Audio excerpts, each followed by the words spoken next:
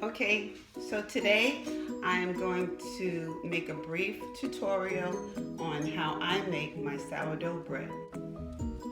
To make it, we're going to need a mixer with a large bowl, 2 dough hooks. I like to use the King Arthur brand, but you can use any bread flour that you choose. You're going to need some sugar, and you're going to need some oil.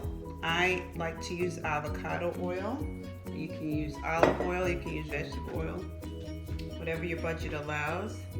Some salt. I use Himalayan salt, but sea salt would work. And to start with, we're going to need to measure out 6 cups of bread flour. So now we have our 6 cups of flour in a bowl.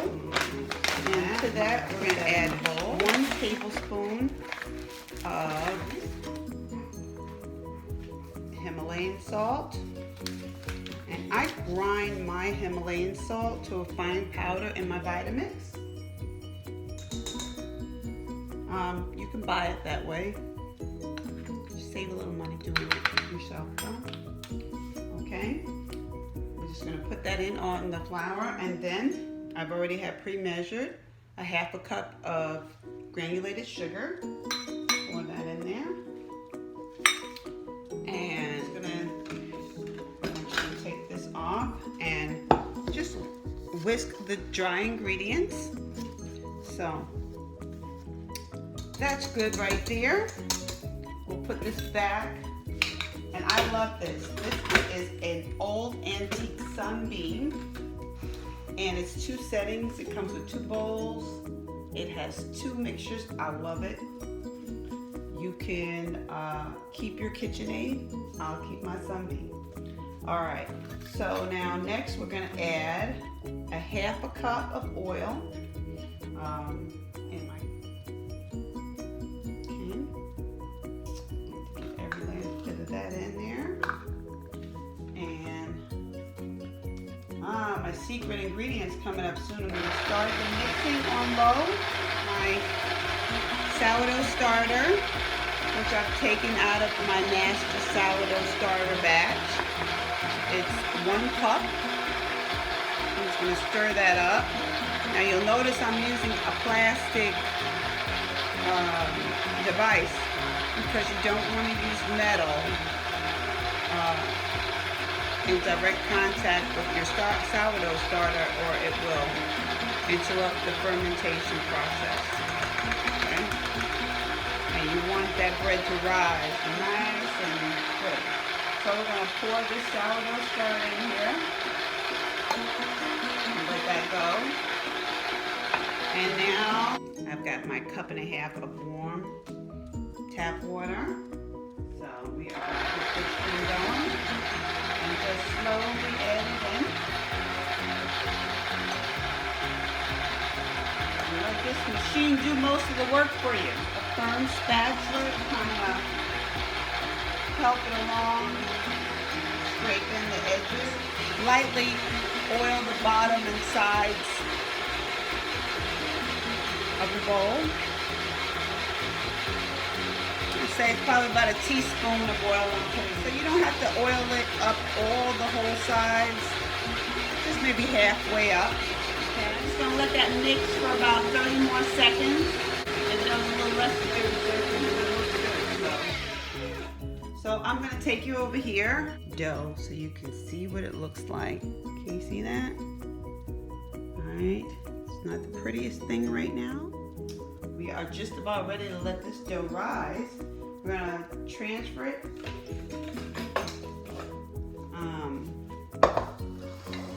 Now, what I like to do is just rub a little bit of this oil on my hands. Alright, because I do use my hands. So move that out of the way so you can see. So it doesn't stick to my hands. And just make sure that I'm just folding it in, making sure I get all the little crummies that are still on the bottom because, you know, we don't like to waste. We want to use all these little crummies here. I'll flip it over and just knead it a little bit so that it gets, so that everything is just moist. So I am just kneading it a little bit in here, not a lot. You really don't want to over knead this because it'll just make it tough, and it's going to be rising overnight, so we're not even going to be seeing this dough until tomorrow, okay? But it'll just seem like an instant, but it'll be tomorrow. So this is what it looks like. We're just going to drop it in there, and we've got, I think this is called a flour sack cloth or something. You can cover. This is going to rise all the way to the top. The next time we come back, you're going to see how lovely this thing rises. And that's how you know it's ready to transfer into your bread pan. I will see you guys in the morning, but it'll just seem like just a blink of an eye. Till then. Okay guys, well, it's been about 12 hours past now since let the dough rise, so you see how much it's risen, nice and fluffy. So it is ready to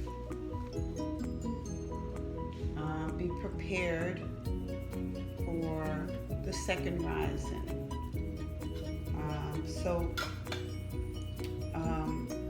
The first thing we're gonna do is we're gonna sprinkle a little bit of flour, gently knead out and separate the dough.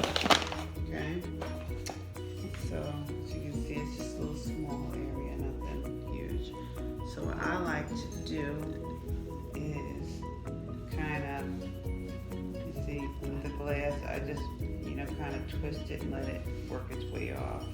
If you remember, I'm just going to sprinkle just a little bit, because you don't really want to start adding too much flour at this point, because you're just going to dry out your dough.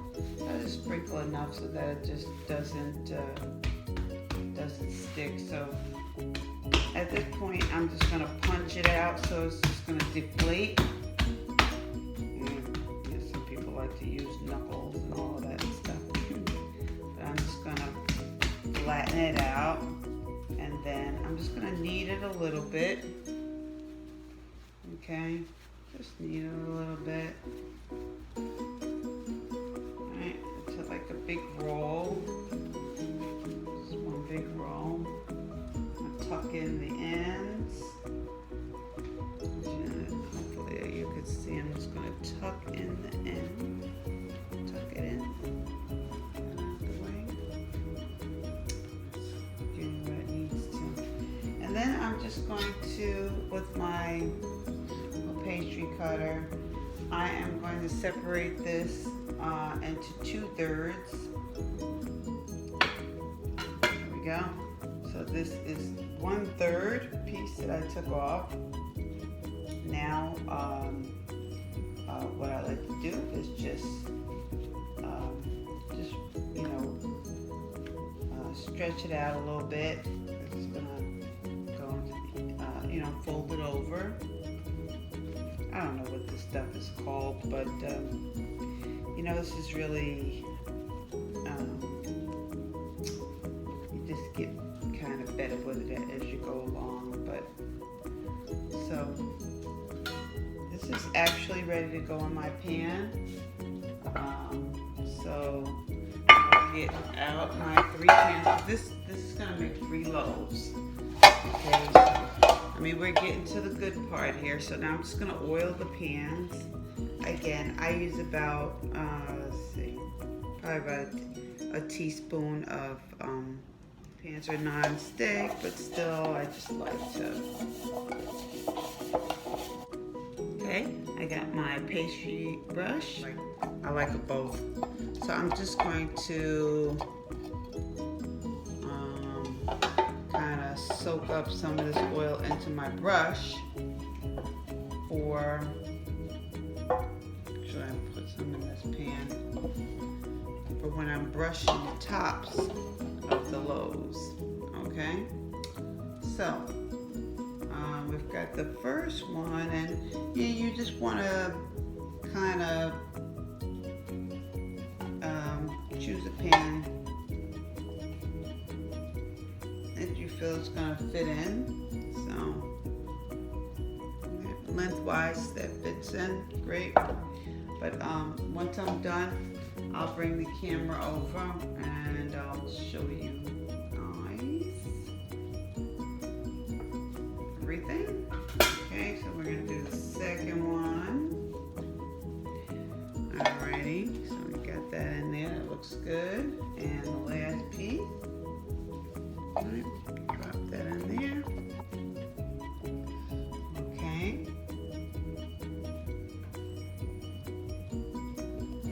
This is done. Remember what I said about this brush earlier?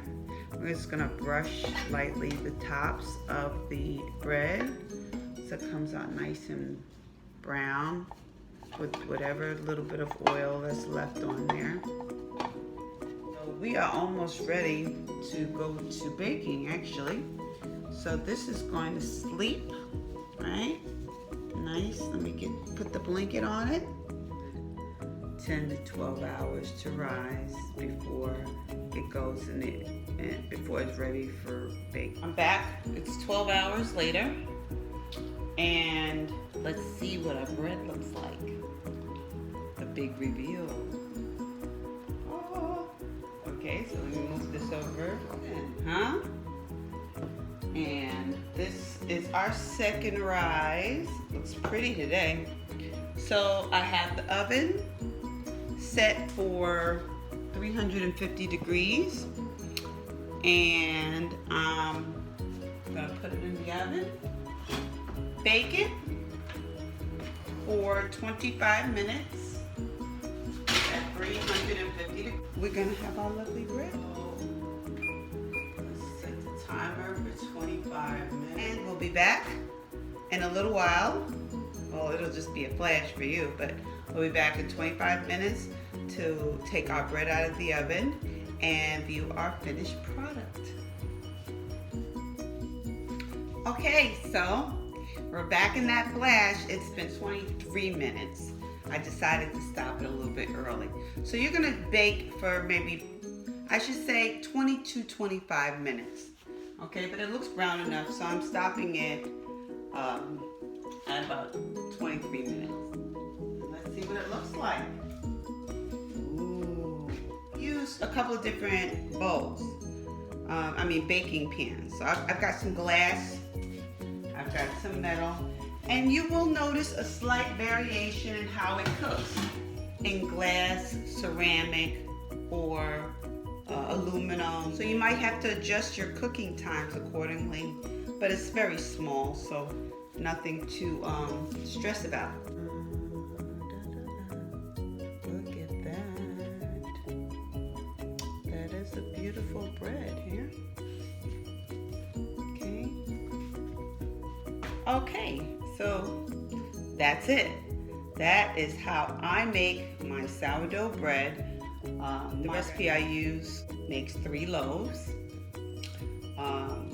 You could adjust it if you wanted to make less loaves. 3 loaves is fun because I get to keep one for myself and give 2 away to my favorite friends. So hopefully you've enjoyed this video and you have found it very helpful. If you want to share this video with anyone that you know that you feel could benefit, please do so, and have a wonderful day.